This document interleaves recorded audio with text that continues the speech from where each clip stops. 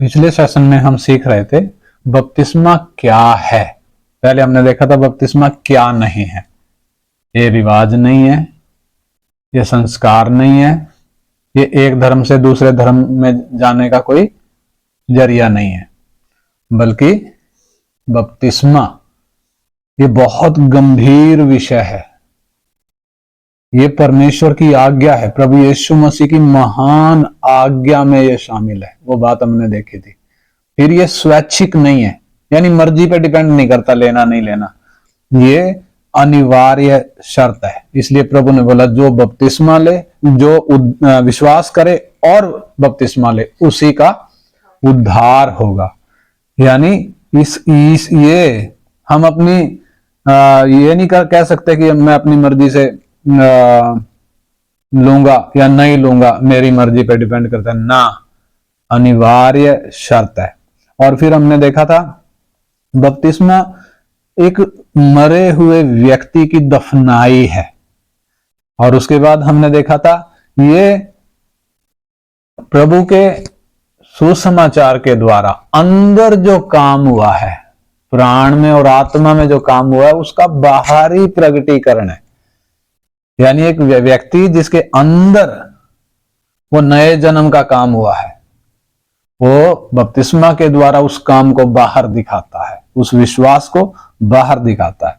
और फिर हमने देखा ये घोषणा है, एक ऐलान है शैतान के सामने कि तेरा मेरा हिसाब बंद, संसार के सामने कि तेरी रीति पर, तेरे तरीके से अब मैं नहीं चलूंगा, तेरे फैशन अब मैं नहीं मानूंगा। और फिर हमने देखा कि स्वर्ग के सामने एक घोषणा है, हे परमेश्वर मैं पापी था, तूने मेरे पाप माफ किए, इस धरती पर आकर मेरे प्राणों की छुड़ौती दी, बदले में उस प्रेम, उस बड़े प्रेम के बदले में देने को मेरे पास कुछ नहीं है, इसलिए मैं अपना शरीर अर्पण करता हूं। इसलिए ये एक समर्पण भी है, बपतिस्मा एक समर्पण भी है। क्या समर्पण है? अब मैं अपनी मर्जी से नहीं जीऊंगा, बल्कि अब मैं प्रभु की इच्छा के लिए जीऊंगा, जो मेरे लिए मरा और फिर जी उठा। और फिर इसके बाद हमने देखा था बपतिस्मा पानी का छिड़काव करके नहीं होता, जैसे आमतौर पर कई जगह करते हैं, या ये जन्म के 8वें दिन नहीं होता, बल्कि पानी में पूरा डुबोया जाता है। और कब दिया जाता है, कब वो उसमें आएगा, बपतिस्मा कब लेना है, ये 8वें दिन नहीं है, जब एक व्यक्ति मैच्योर हो जाता है, समझने की उसके अंदर समझ विकसित हो जाती है कि मैं बपतिस्मा क्यों ले रहा हूं करके, जब वो समझ होती है। यानी ये कोई मजाक नहीं है, छोटी बात नहीं है, गंभीर विषय है। और अब अगली बात हम आज सीखेंगे, बपतिस्मा नहीं, वो हमने दूसरी बात सीखी थी ना, बपतिस्मा किसके नाम में लेना है, वो भी तो सीखा था हमने, किसके नाम में लेना है। प्रभु यीशु मसीह ने आज्ञा दी, तुम जाओ सारी जातियों के लोगों को चेला बनाओ और उन्हें पिता, पुत्र और पवित्र आत्मा के नाम से बपतिस्मा दो। कुछ लोग इस आज्ञा को इग्नोर करके, इस आज्ञा को एक साइड में रख के यीशु के नाम में ही बपतिस्मा दे रहे हैं। क्यों? क्योंकि प्रेरितों ने, वो हमने पढ़ा था, 4 वचन पढ़े थे उधर, वो मसीह यीशु के नाम में बपतिस्मा की बात कही गई है। वो क्यों कही गई है? यीशु का बपतिस्मा, यानी जो बपतिस्मा की आज्ञा यीशु ने दी, उसको यूहन्ना के बपतिस्मा से अलग करने के लिए वो बात कही गई है। प्रेरितों ने जब बपतिस्मा दिया, यीशु के नाम में नहीं दिया, बल्कि पिता, पुत्र और पवित्र आत्मा के नाम में ही दिया। तो बहुत लोग जो अपनी मर्जी से एक या 2 वचन को लेकर नया उपदेश खड़ा करते हैं, मालूम है परमेश्वर के वचन में साफ साफ लिखा है, इन वचनों में ना तो कोई कुछ जोड़े और ना इनमें से कुछ घटाए। कितना भयानक है वो वचन, परमेश्वर बर्दाश्त नहीं करेगा। और फिर अब तीसरा विषय इसी में हम सीखेंगे, बपतिस्मा का तीसरा विषय, बपतिस्मा कौन ले सकता है। बपतिस्मा क्या है वो हमने देख लिया, बपतिस्मा किस नाम में है वो हमने देख लिया। अब बपतिस्मा कौन ले सकता है? जब हम दुनिया भर में मसीह जगत को देखते हैं तो हमें क्या दिखाई देता है? बहुत सारे चर्च खुले हुए हैं, जगह जगह चर्च खुले हुए हैं, जहां कौन सा काम होता है? जहां पर लोग जाते हैं किस काम के लिए? बीमारी से चंगा होने के लिए, और बाकी शारीरिक जरूरतों के लिए जाते हैं। और वहां जाते ही वो लोग जो चर्च चला रहे हैं वो करते क्या है? वो बिना वचन सिखाए, बिना बपतिस्मे का सही अर्थ बताए, पहले दिन ही क्या कर देंगे? बपतिस्मा दे देते हैं। पहले दिन ही, जाते ही तुरंत ही बपतिस्मा दे दिया जाता है। यहां हमारे पड़ोस में भी एक ऐसी घटना हमारे सामने आई।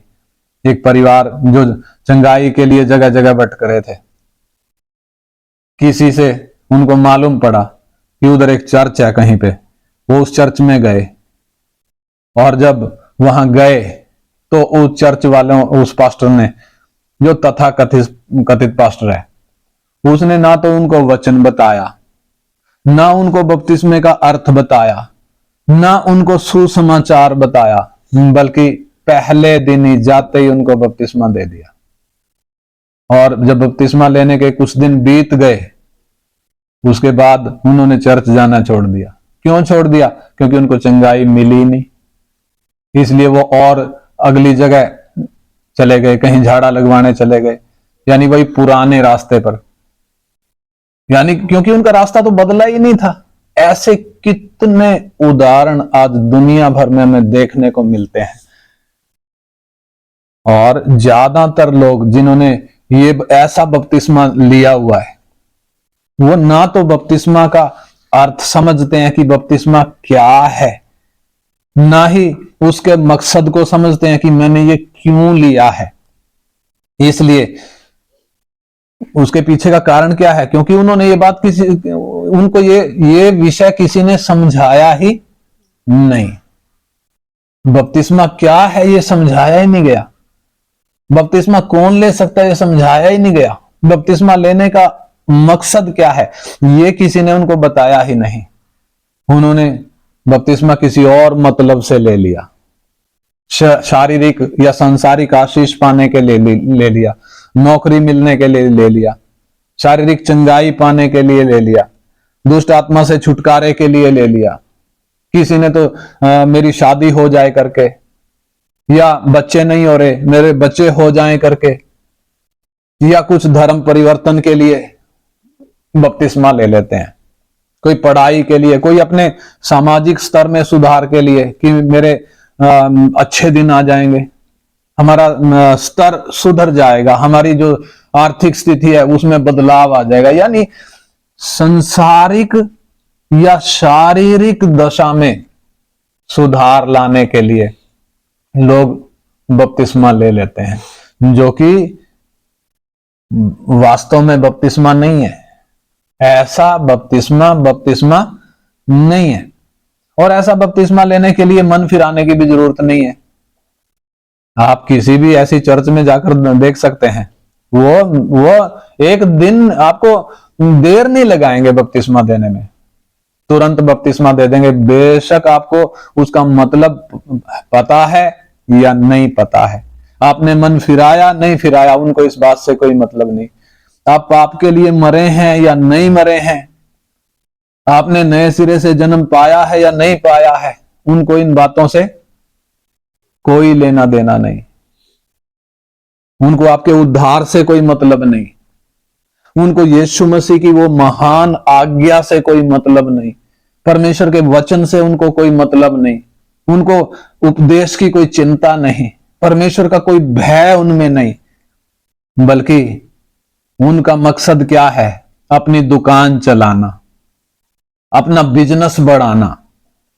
क्योंकि जितनी भीड़ बढ़ेगी उतना चंदा बढ़ेगा, और जितना चंदा बढ़ेगा उतना हम माला माल हो जाएंगे। वो लक्ष्य लेकर आज दुनिया भर में शैतान ने लोगों को बाइबल देकर खड़ा कर दिया। शैतान ने लोगों को बाइबल देकर खड़ा कर दिया, जो बाइबल का अर्थ नहीं समझते, जो बाइबल के लिखे हुए उन सिद्धांतों को नहीं जानते। और उन्होंने क्या कर दिया? दुनिया भर में लोगों के लिए ठोकर का कारण बन गए। आज जो यीशु पर विश्वास नहीं करते, कितने हैं जो नफरत करते हैं इस मार्ग से। क्यों करते हैं? क्योंकि ऐसे लोग क्या बन गए? ठोकर का कारण बन गए। तो ऐसे में जब परिस्थितियां चारों तरफ ऐसी हैं, ऐसी परिस्थितियों में जब एक व्यक्ति बपतिस्मा लेता है, तो सबसे पहली बात जो समझने की है वो क्या है कि बपतिस्मा कौन ले सकता है, बपतिस्मा लेने के योग्य कौन है, यानी किसको बपतिस्मा दिया जा सकता है और किसको बपतिस्मा नहीं दिया जा सकता। इन बातों का सही तरीके से वचन के अनुसार इनका जवाब समझने के बाद ही, इन चीजों को, इन विषयों को सही तरीके से सीखने के बाद ही बपतिस्मा हो सकता है। और जो इस तरीके से दुनिया भर में ऐसा, जैसे मैंने अभी बताया, बपतिस्मे दिए जा रहे हैं, वो बपतिस्मा नहीं है। वो तो क्या है, पानी में डुबो दिया, बस पानी में उनको नहला दिया, वो बपतिस्मा नहीं है। बपतिस्मा एक ही बार है, बार बार नहीं है। परंतु इस तरीके से शारीरिक चंगाई के लिए या शारीरिक स्थिति में सुधार के लिए किसी ने अगर बपतिस्मा लिया तो वो बपतिस्मा नहीं माना जाएगा। वचन के अनुसार जब हम परमेश्वर के वचन में जब देखते हैं, बपतिस्मा का सही अर्थ जब हम समझते हैं, परमेश्वर का वचन साफ तौर पर बताता है बपतिस्मा कौन ले सकता है। तो जब हम परमेश्वर का वचन पढ़ते हैं, मरकुस 16 अध्याय का 16 वचन, मरकुस 16 अध्याय का 16 वचन। हाँ, जो विश्वास करे और बपतिस्मा ले उसी का उद्धार होगा। हाँ, इधर ये वचन जो हमने पढ़ा मरकुस 16 का 16, इसमें साफ तौर पर लिखा है जो विश्वास करे और बपतिस्मा ले उसी का उद्धार होगा। बपतिस्मा के लिए सबसे पहली और अनिवार्य शर्त वो क्या है? विश्वास करना। क्रूस पर चढ़ाए हुए यीशु पर विश्वास करना। चंगा करने वाले यीशु पर नहीं, आशीष देने वाले यीशु पर नहीं, दुष्ट आत्मा निकालने वाले यीशु पर नहीं, किस यीशु पर? पौलुस कहता है हम तो क्रूस पर चढ़ाए हुए यीशु का प्रचार करते हैं। क्रूस पर चढ़ाए हुए यीशु पर विश्वास करना अति अनिवार्य है। किसके लिए? बपतिस्मा के लिए। बहुत से लोग यीशु पर विश्वास तो करते हैं, लेकिन क्या विश्वास करते हैं? यीशु चंगा करता है, यीशु दुष्ट आत्मा निकालता है, उसके पीछे आने से आशीष मिलती है, नौकरी मिलती है, मकान बन जाता है, शादी हो जाती है, बच्चे हो जाते हैं, यानी हमारी इस धरती की परिस्थिति में सुधार हो जाता है। ऐसे यीशु पर वो विश्वास करते हैं। परंतु परमेश्वर का वचन साफ तौर पर हमें बताता है, जब मैंने बताया वो पौलुस क्या कह रहे हैं, जब हम 1 कुरिन्थी 1:23 में पढ़ते हैं, पौलुस कह रहा है हम तो उस क्रूस पर चढ़ाए हुए मसीह का प्रचार करते हैं जो यहूदियों के लिए ठोकर का कारण और अन्य जातियों के निकट वो मूर्खता है। यानी लोग क्या समझते हैं? मूर्खता समझते हैं। क्रूस के प्रचार को बहुत लोग, परमेश्वर का वचन कहता है 1:18 में लिखा है, 1 कुरिन्थी 1:18 में, कि क्रूस का प्रचार तो नाश होने वालों के लिए मूर्खता है, परंतु हम उद्धार पाने वालों के लिए परमेश्वर की सामर्थ है। यानी क्रूस का प्रचार, क्रूस पर चढ़ाए हुए यीशु का प्रचार। यानी बपतिस्मा लेने से पहले एक व्यक्ति को चंगा करने वाले या आशीष देने वाले यीशु पर नहीं, बल्कि क्रूस पर चढ़ाए हुए यीशु मसीह पर विश्वास करना अनिवार्य है। यानी वो जो क्रूस पर चढ़ाया गया, दुनिया की नजरों से देखें तो वो कौन है? वो एक अपराधी है जो अपने आप को बचा नहीं सका। परंतु हमने समझना है कि यीशु क्रूस पर क्यों चढ़ाया गया।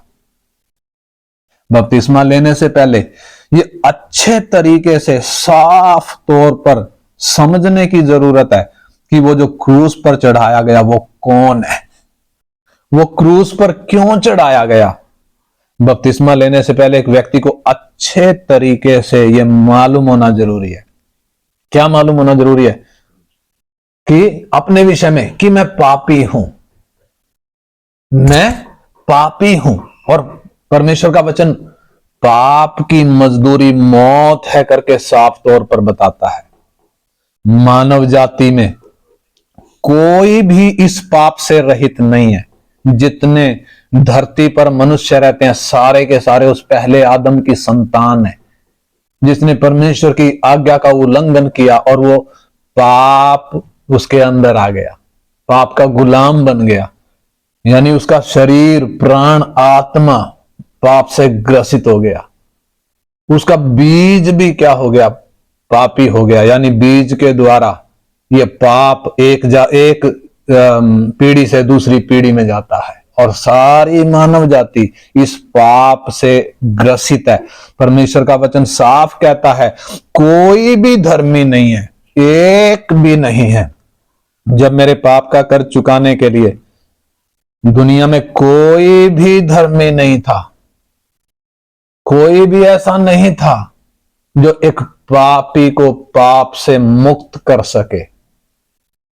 तब सर्वशक्तिमान परमेश्वर मनुष्य का शरीर धारण करके इस धरती पर आया। जैसे हम पापी हैं वैसे वो पापी नहीं था। हम आदम की संतान हैं, वो आदम की संतान नहीं था। वो कुंवारी से जन्मा।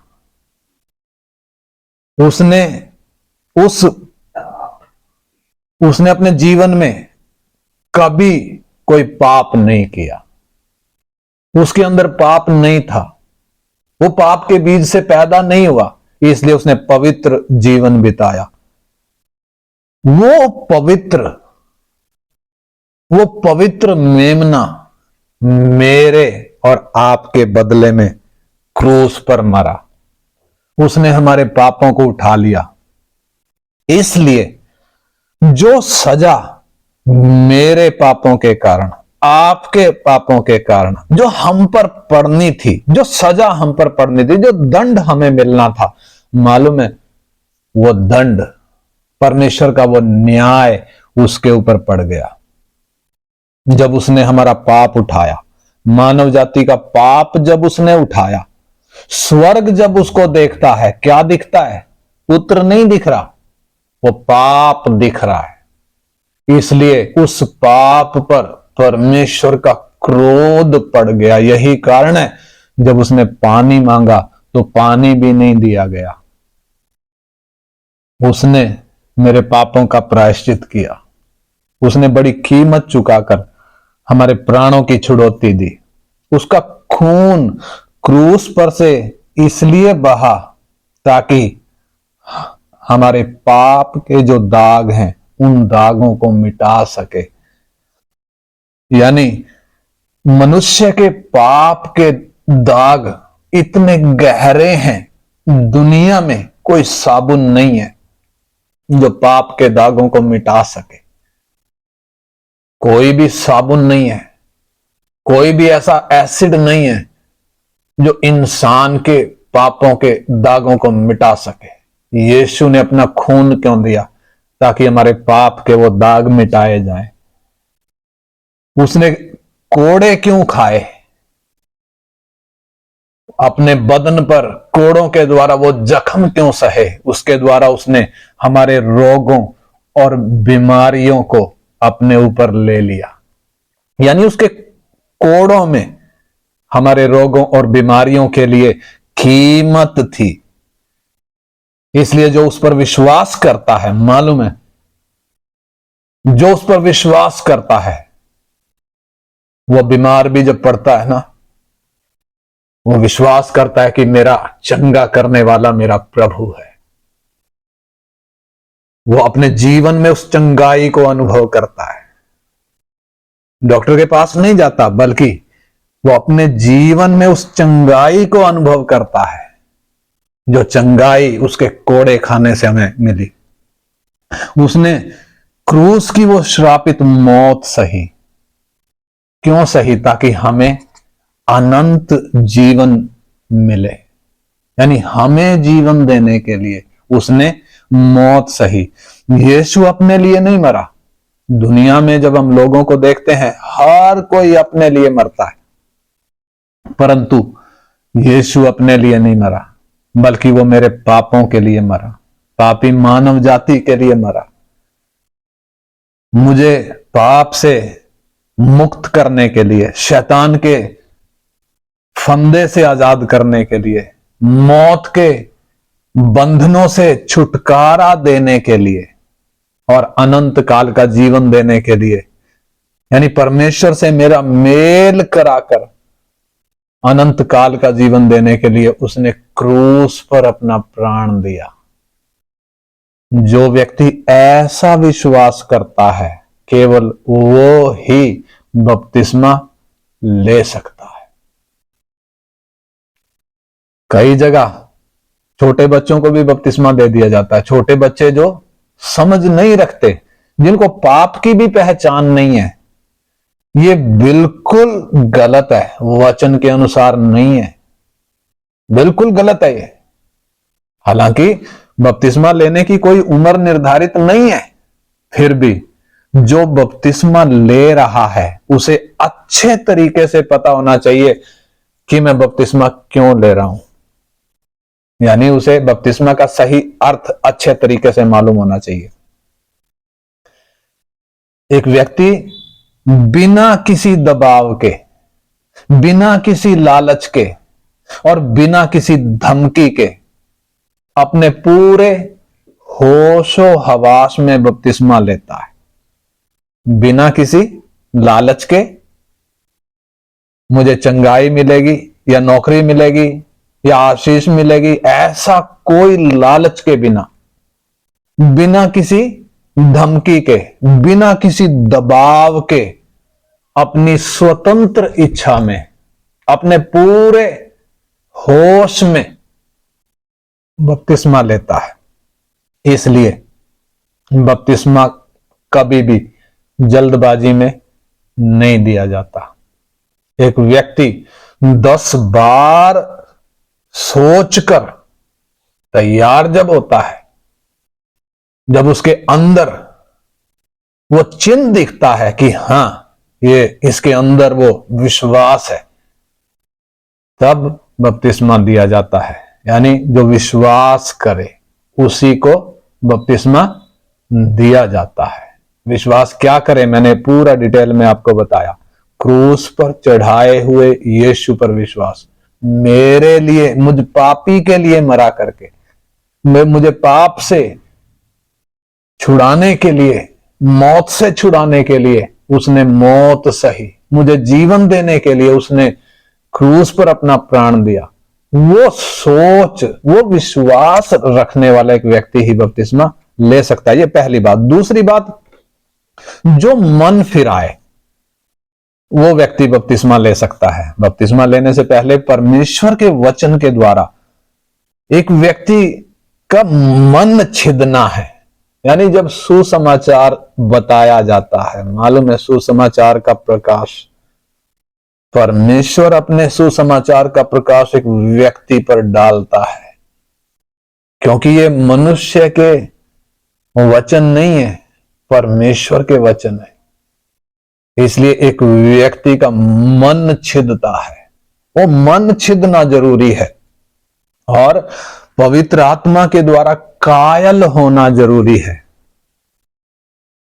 पवित्र आत्मा के द्वारा कायल होना जरूरी है। यानी पवित्र आत्मा कायल क्या करता है? पाप के विषय में कायल करता है। मैं पापी हूं करके एक व्यक्ति को एहसास होता है। परमेश्वर के न्याय के विषय में, परमेश्वर न्यायी है करके, मेरे पाप का दंड देगा करके वो कायल होता है। परमेश्वर की धार्मिकता के विषय में परमेश्वर का आत्मा एक व्यक्ति को कायल करता है। यानी हृदय छिदना जरूरी है और आत्मा के द्वारा कायल होना जरूरी है, जिसके परिणाम स्वरूप अपने पापों से एक व्यक्ति मन फिराता है। यानी वो जिधर चल रहा है, जिस मार्ग पर चल रहा है, उस मार्ग से वो यू टर्न लेता है। यानी जब वो चल रहा है, पीठ परमेश्वर की तरफ है और मुंह उल्टी दिशा में है, परमेश्वर से लगातार दूर जा रहा है, अपने जन्म से लेकर लगातार वो परमेश्वर से दूर जा रहा है। और जब एक व्यक्ति पर यह प्रकाश चमकता है सुसमाचार का, जब उसका मन छिदता है, जब परमेश्वर का आत्मा उसे कायल करता है, मालूम है वो यू टर्न लेता है और यू टर्न लेकर वो परमेश्वर की ओर मुड़ता है। ये यू टर्न लेना जरूरी है, बिना इस यू टर्न के बपतिस्मा नहीं हो सकता। इसके बिना लिया गया बपतिस्मा किसी काम का बपतिस्मा नहीं है। मालूम है जब प्रेरितों के काम 2 अध्याय हम पढ़ते हैं, पतरस पहली बार प्रचार कर रहा है। ये वही पतरस है जब यीशु को पकड़वाया गया, ये छोड़कर भाग गया। ये कह रहा था मैं इनकार नहीं करूंगा, इसने 3 बार इनकार किया। परंतु जब इसने स्वर्ग से सामर्थ पाया, मालूम है जब पहली बार खड़ा होकर ये प्रचार कर रहा है, उसका 2 का 38-39 वचन हम पढ़ेंगे। प्रेरितों के काम 2 अध्याय का 38 और 39 वचन। पतरस ने उनसे कहा मन फिराओ और तुम में से हर एक अपने अपने पापों की क्षमा के लिए यीशु मसीह के नाम से बपतिस्मा ले, तो तुम पवित्र आत्मा का दान पाओगे। उसका 37 वचन भी पढ़ो तो, 37 वचन भी। तब सुनने वालों के हृदय छिद गए, सुनने वालों के हृदय छिद गए और वे पतरस और शेष प्रेरितों से पूछने लगे, हे भाइयों हम क्या करें? हाँ, यानी जिन लोगों ने यीशु को क्रूस पर चढ़ाओ, क्रूस पर चढ़ाओ, क्रूस पर चढ़ाओ करके नारे लगाए, यानी जो यीशु के क्रूस पर चढ़ाने में, उस अपराध में जो शामिल थे, जब उन्होंने पतरस के मुख से परमेश्वर का वचन जब सुना और जब परमेश्वर ने उनकी आंखें खोली, मालूम है इधर लिखा उनके हृदय छिद गए और वो प्रेरितों को क्या पूछ रहे हैं, हे भाइयों हम क्या करें? तब पतरस कह रहा है मन फिराओ। उसका 38 वचन, पतरस ने उनसे कहा मन फिराओ, मन फिराओ और तुम में से हर एक अपने अपने पापों की क्षमा के लिए यीशु मसीह के नाम से बपतिस्मा ले। यानी मन फिराने का मतलब क्या है? यानी परमेश्वर का वचन सुनकर एक व्यक्ति को एहसास होता है कि मैं पापी हूं और पाप के कारण मैं परमेश्वर से दूर हूं और परमेश्वर का दंड पाप के कारण मुझ पर है, पाप की मजदूरी मौत है करके, यानी परमेश्वर का दंड मुझ पर है। परमेश्वर ने जिस उद्देश्य से मुझे बनाया, मैं पाप के कारण उस उद्देश्य से दूर हूं। इस हालत में यदि मैं मर गया, हमेशा के लिए परमेश्वर से दूर चला जाऊंगा, फिर कोई दूसरा अवसर नहीं है। यानी अपनी वास्तविक दशा को एक व्यक्ति एहसास करता है। सुसमाचार सुनकर उसको अपनी वास्तविक दशा एहसास होती है। यानी जो पहले सोचता था कि मैं अच्छा व्यक्ति हूं, मैं धर्मी व्यक्ति हूं, जब सुसमाचार सुना टूट गया। क्यों टूट गया? अपनी असली हालत मालूम पड़ गई, शोक करने लग गया, मैं पापी हूं करके मन में बहुत दुखी होता है। एहसास होता है कि अब तक मैं परमेश्वर के विरोध में चलता रहा, मैंने परमेश्वर से बलवा किया, जब से होश संभाला मैंने अपनी मर्जी पूरी करी, मैंने परमेश्वर से बलवा किया है।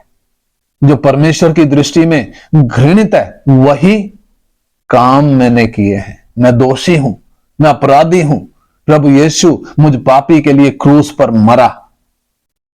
यानी जब एक व्यक्ति को यह एहसास होता है तो उसका मन टूटता है, रोने लगता है, विलाप करने लगता है, छाती पीटने लगता है। और ये कैसे होता है? ये परमेश्वर का आत्मा ही एक व्यक्ति को उस दशा में, वो मन फिराव का दान परमेश्वर एक व्यक्ति को देता है।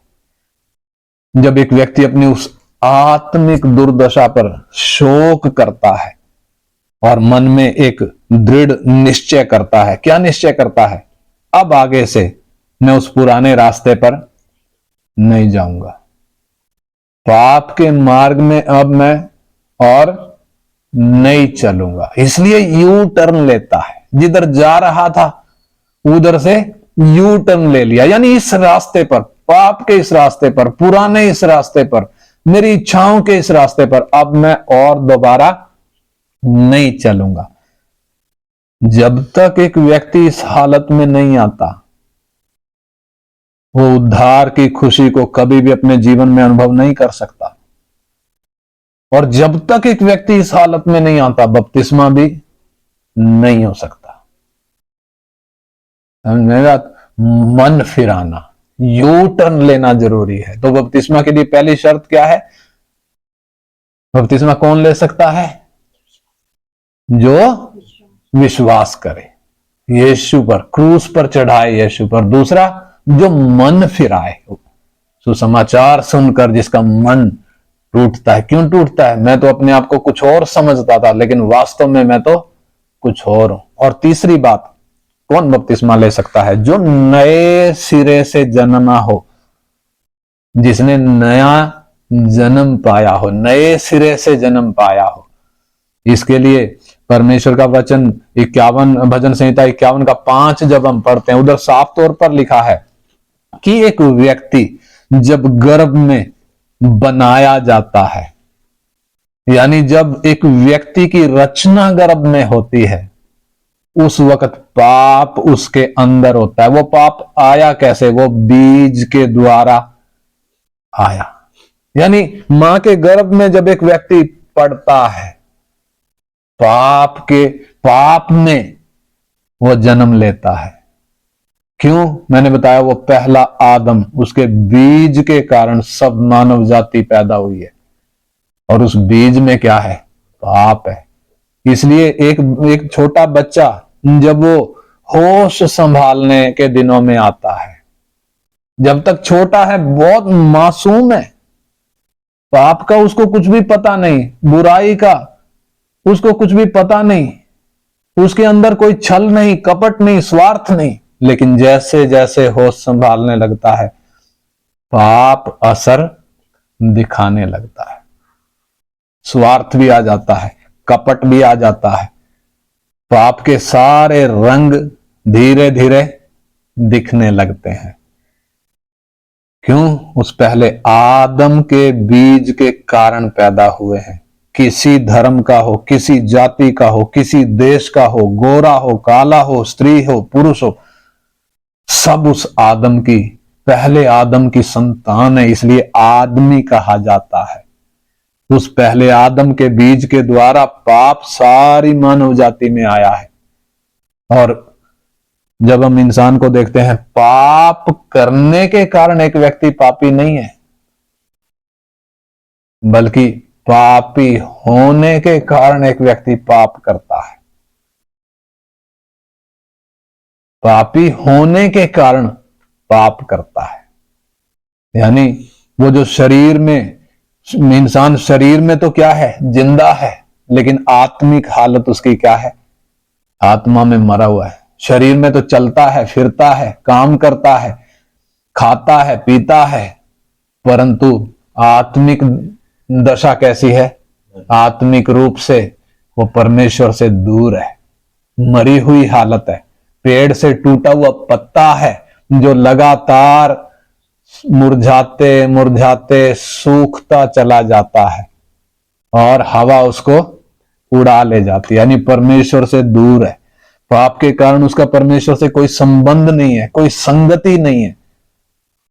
वो अपनी शारीरिक जरूरतों के बारे में ही हमेशा सोचता रहता है। उसी के लिए पढ़ाई, उसी के लिए काम, उसी के लिए नौकरी, सब कुछ किसके लिए? अपनी शारीरिक जरूरतों के लिए। पाप ने इतना घातक असर एक व्यक्ति पर किया है। शरीर पर भी, शरीर मिट्टी में मिल जाता है मौत जब आती है, और प्राण पर भी और आत्मा पर भी घातक असर इस पाप ने किया है। इसलिए अनिवार्य है कि एक व्यक्ति नए सिरे से जन्म ले। यीशु पर विश्वास करना काफी नहीं है।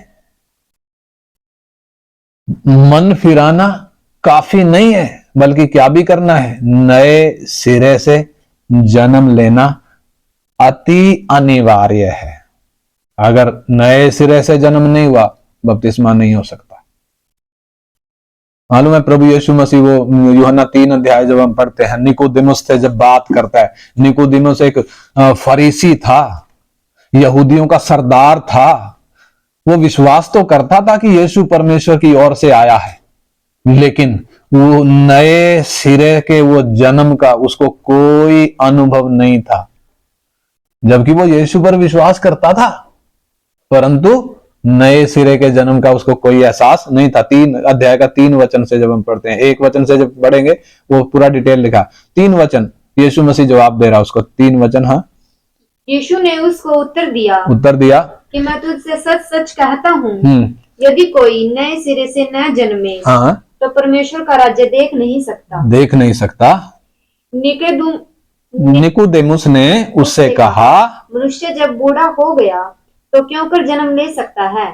क्या वह अपनी माता के गर्भ में दूसरी बार प्रवेश करके जन्म ले सकता है? हाँ, देखिए, ये निकोदेमुस ये यहूदियों का सरदार है, गुरु है, लेकिन गुरु होकर भी वो आत्मिक बातों का उसको कोई ज्ञान नहीं है। इसलिए यीशु को कह रहा, कैसे एक व्यक्ति वो जन्म ले सकता है जब वो बूढ़ा हो गया? क्या वो अपनी मां के गर्भ में दोबारा प्रवेश करेगा, फिर जन्म लेगा? यीशु क्या जवाब दे रहे हैं?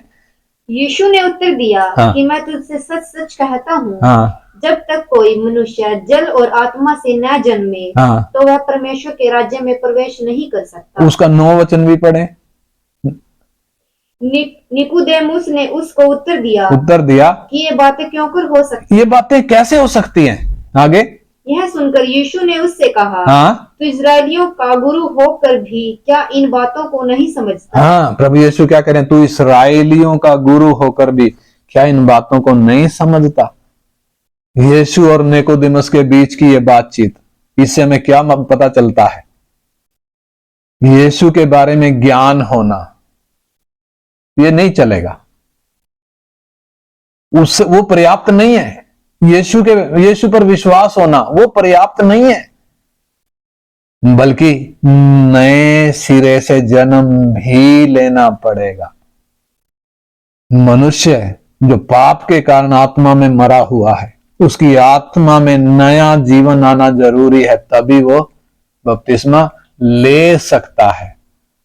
जैसे ये निकोदेमुस, ये यहूदियों का सरदार होकर भी आत्मिक बातों को नहीं समझता, वैसे ही इंसान कितना भी पढ़ाई लिखाई कर ले, कितनी यूनिवर्सिटियों में पढ़ ले, कितने भी डिप्लोमा कर ले, कोर्स कर ले, डिग्रियां हासिल कर ले, आत्मिक रूप से अंधा है।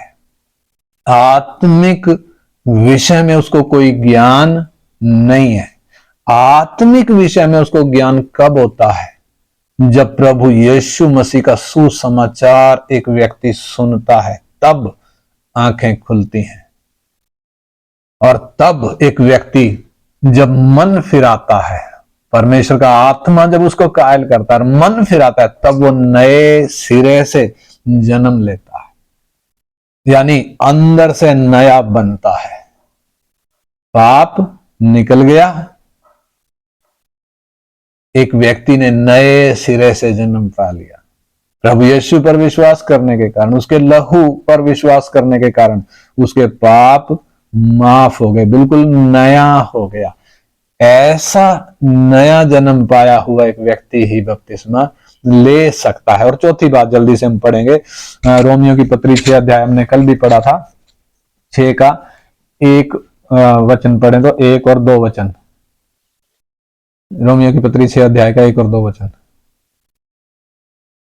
तो हम क्या कहें? क्या हम पाप करते रहें? क्या हम पाप करते रहें कि अनुग्रह बहुत हो? हाँ, कदापि नहीं। हम जब पाप के लिए मर गए, तो फिर आगे को उसमें क्यों कर जीवन बिताएं? यानी एक व्यक्ति को पाप के लिए मरना अति अनिवार्य है। जैसे यीशु मरकर क्रूस पर प्राण देकर जब वो कब्र में रखा गया तो वो तीसरे दिन जिंदा होकर कब्र से वापस बाहर आ गया। उसी तरह बपतिस्मा के भी दो पहलू हैं, एक तो मरना और दूसरा जी उठना। जैसे यीशु मरा और जी उठा, ऐसे ही बपतिस्मा के दो पहलू हैं, मरना और जी उठना। मरना यानी पाप के लिए मरना, जी उठना यानी नए जीवन के लिए जी उठना। जिस प्रकार मरे हुए व्यक्ति को कब्र में रखा जाता है, मरे हुए व्यक्ति को, कल हमने वो सीखा था, उसी तरह पाप के लिए मरा हुआ व्यक्ति कौन सी कब्र में रखा जाता है? वो पानी में डुबाया जाता है, यानी वो पानी की वो कब्र पानी में डुबाया जाता है, वो पानी के अंदर जाता है। जैसे यीशु कब्र में से जिंदा होकर तीसरे दिन निकल आया, वैसे ही वो जो पानी में गया है, डूबने के बाद, पूरा डूबने के बाद वो एक नया व्यक्ति पानी के बाहर निकलता है। यानी ये जो बाहर निकला है ये वो पुराना नहीं है, बल्कि ये नया है, ये जी उठा है। ये जो पानी के बाहर निकला है पुराना नहीं है, नया है। पुराना तो दफन हो गया, मर गया। अब ये जो नया है ये दोबारा पाप में नहीं जिएगा, बल्कि ये नए जीवन किसी चाल चलेगा। इधर उसका 3 वचन और 4 वचन में लिखा है, उसका 3 और 4 दोनों पढ़ो। क्या तुम नहीं जानते हम जितनों ने मसीह यीशु का बपतिस्मा लिया, हाँ, तो उसकी मृत्यु का बपतिस्मा उसकी मृत्यु का बपतिस्मा लिया। यानी जैसे वो मरा हम भी मर गए, मृत्यु का बपतिस्मा लिया। तो उस मृत्यु का बपतिस्मा पाने से हम उसके साथ गाड़े गए। हाँ, जैसे वो कब्र में रखा गया हम भी पानी में डुबाए गए, ताकि जैसे मसीह पिता की महिमा के द्वारा मरे हुओं में से जिलाया गया, जैसे वो जिलाया गया हम भी पानी में से क्या हुए, नए होकर बाहर निकले, जिलाए गए। वैसे ही हम भी नए जीवन की सी चाल चले। यानी वो जो नया व्यक्ति बाहर निकला है ये दोबारा पाप में नहीं जाएगा, ये नए जीवन की चाल चलेगा। यानी ये क्या सीख रहे हैं हम? पाप के लिए एक व्यक्ति मर गया, पाप के साथ साथ संसार के लिए मरना भी जरूरी है। संसार के लिए, संसार का आदर, संसार की इज्जत, संसार के रीति रिवाज, संसार के व्यवहार, संसार का फैशन, उन सब के लिए भी मरना अनिवार्य है। इसलिए कौन बपतिस्मा ले सकता है? जो व्यक्ति मरा हुआ हो, पाप के लिए, संसार के लिए और अपनी खुद की इच्छाओं के लिए। कल हमने वो सीखा था। जैसे यीशु मसीह ने हमें जगत में से चुन लिया है, इसलिए अब हम इस संसार के नहीं। बहुत से लोगों को जब हम देखते हैं मसीह जगत में, यीशु पर विश्वास तो करना चाहते हैं, बपतिस्मा भी लेना चाहते हैं, लेकिन संसार के लिए मरना नहीं चाहते। अभी भी संसार की इज्जत चाहते हैं, अभी भी संसार का फैशन चाहते हैं, अभी भी संसार के तौर तरीकों पर चलना चाहते हैं। जैसे संसार की सोच है उसी सोच में जीना चाहते हैं। यीशु पर विश्वास कर लेंगे, बपतिस्मा भी ले लेंगे, लेकिन संसार को छोड़ेंगे नहीं, संसार से अलग दाई अपनाएंगे नहीं। इसलिए बहुत लोग हैं, जब हम देखते हैं बपतिस्मा ले रखा है, यीशु पे विश्वास भी करते हैं, लेकिन संसार के तरीके से जीते हैं, अभी भी संसार की रीति पर चलते हैं। इसलिए प्रभु यीशु मसीह कह रहे हैं, जब हम पढ़ेंगे यूहन्ना 15 अध्याय उसका 18 और 19 वचन, 15 अध्याय उसका 18 और 19 वचन।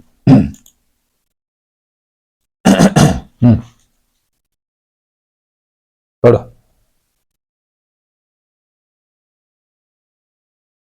यदि संसार तुमसे बैर रखता है तो तुम जानते हो कि उसने तुमसे पहले मुझसे बैर रखा। यदि तुम संसार के होते तो संसार अपनों से प्रेम रखता, परंतु इस कारण कि तुम संसार के नहीं वरन मैंने तुम्हें संसार में से चुन लिया है, इसलिए संसार तुमसे बैर रखता है। संसार बैर क्यों रखता है? क्योंकि हम उनके तौर तरीके से नहीं चल पे। संसार बैर कब नहीं रखेगा? जब हम उनके तौर तरीके से चलेंगे। जैसा वो करते हैं हम भी यदि वैसा ही करेंगे तो वो थोड़ी ना बैर करेंगे। यीशु से बैर क्यों किया? क्योंकि यीशु ने संसार को उसकी असलियत दिखाई। ऐसे ही एक व्यक्ति जिसके जीवन में वो ज्योति आई है, वो कदापि संसार के तरीके से जी नहीं सकता। वो संसार के कामों पर उलाहना देता है, इसलिए तो संसार बैर करता है। प्रभु यीशु मसीह ने कहा तुम संसार के नहीं हो, मैंने तुम्हें चुन लिया है, इसलिए संसार तुमसे बैर करता है, क्योंकि उसने मुझसे भी बैर किया। और उसका गलाती 6:14 पढ़ें। गलाती 6 अध्याय का 14 वचन। गलाती 6:14 पढ़ो। और ऐसा ना हो कि मैं और किसी बात का घमंड करूं, हाँ, केवल हमारे प्रभु यीशु मसीह के क्रूस का, जिसके द्वारा संसार मेरी दृष्टि में और मैं संसार की दृष्टि में क्रूस पर चढ़ाया गया। यह है संसार के साथ एक विश्वासी का रिश्ता। संसार मेरी दृष्टि में और मैं संसार की दृष्टि में क्रूस पर चढ़ाया गया हूं। यूहन्ना 14:30 भी जब हम पढ़ते हैं, प्रभु यीशु मसीह उधर कहते हैं इस संसार का सरदार शैतान है। और पहला यूहन्ना 5:19 जब हम पढ़ते हैं, उधर लिखा है सारा संसार उस दुष्ट के वश में पड़ा हुआ है। और पहला यूहन्ना 2 अध्याय का 15 से 17 जब हम पढ़ते हैं, उधर साफ लिखा है कि तुम ना तो इस संसार से और ना संसार में की वस्तुओं से प्रेम रखो। यदि कोई संसार से प्रेम रखता है तो उसमें पिता का प्रेम नहीं है, क्योंकि जो कुछ संसार में है यानी शरीर की अभिलाषा, आंखों की अभिलाषा, जीविका का घमंड, वो पिता की ओर से नहीं है परंतु संसार ही की ओर से है। और संसार और उसकी अभिलाषाएं दोनों मिटते जाते हैं, पर जो परमेश्वर की इच्छा पर चलता है वो सर्वदा बना रहेगा। ऐसे ही जब हम रोमियो की पत्री पढ़ते हैं 12 अध्याय 2 वचन में लिखा है इस संसार के सदृश ना बनो, परंतु तुम्हारे मन के नए हो जाने से तुम्हारा चाल चलन भी बदलता जाए, जिससे तुम परमेश्वर की भली भावती और सिद्ध इच्छा अनुभव से मालूम करते रहो। इस संसार के लोग हालत कैसी है? पाप के गुलाम है, पाप में जी रहे हैं, वो आत्मा में मरे हुए हैं, वो परमेश्वर की दृष्टि में घृणित हैं, क्योंकि वो परमेश्वर की दृष्टि में जो घृणित है वो ही काम करते हैं। कौन से काम करते हैं? सोचते हैं कि हम धर्म के काम कर रहे हैं, लेकिन वो धर्म के काम परमेश्वर की दृष्टि में मैले चिथड़े हैं, घृणित है। ऐसे काम इस संसार के लोग कर रहे। हम भी पहले ऐसे ही करते थे, इसलिए आत्मिक बातों की वो कोई चिंता नहीं करते, शरीर की चीजों की चिंता करते हैं। परमेश्वर ने जब हमें बनाया है, कैसा बनाया है? सुंदर बनाया है। कोई कमी है क्या हमारे अंदर? कोई कमी हमारी बनावट में देखें तो इस मॉडल में कोई कमी नहीं है। परमेश्वर ने हमें सुंदर बनाया है, परंतु संसार के लोगों का इस बात का उनको कोई भरोसा नहीं है, इसलिए वो अपने आप को सुंदर दिखाने के लिए तरह तरह के उपाय करते हैं। कैसे?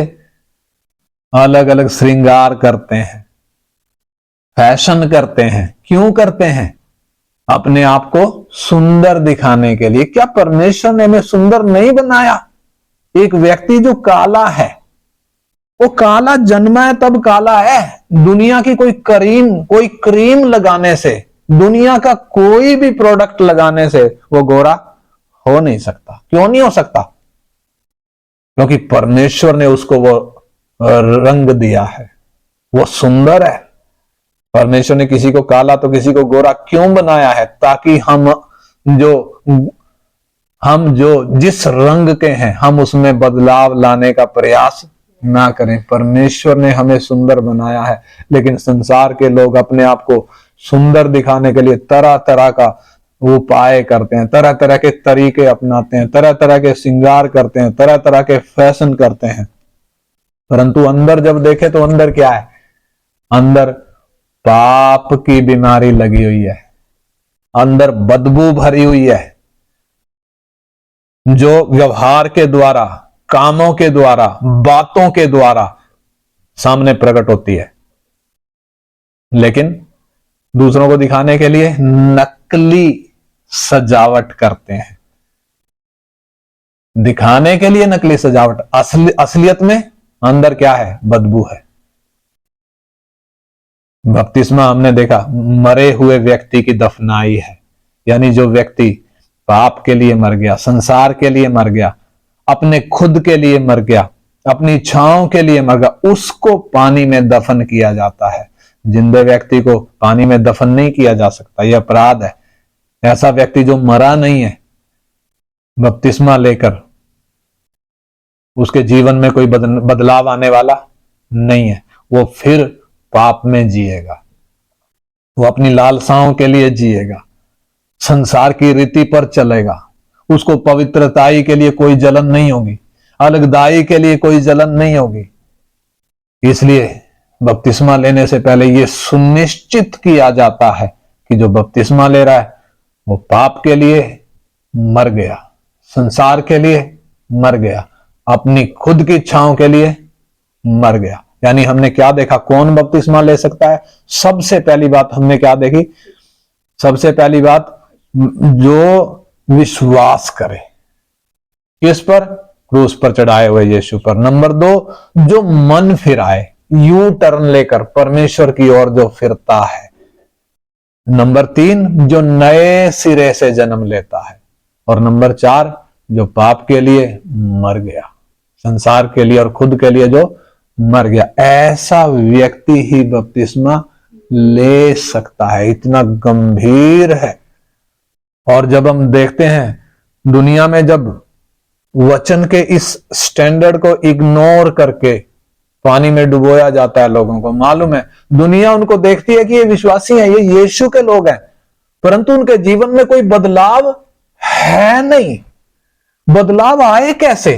क्योंकि उन्होंने कौन से यीशु पर विश्वास किया? चंगा करने वाले पर, आशीष देने वाले पर, दुष्ट आत्मा निकालने वाले यीशु पर विश्वास किया। इसलिए आइए हम इन वचनों की गंभीरता को समझें, वचन के उस स्टैंडर्ड को समझें, बपतिस्मा की उस गंभीरता को समझकर ही हम बपतिस्मा के लिए कदम उठाएं। नहीं है तो दूर रहें।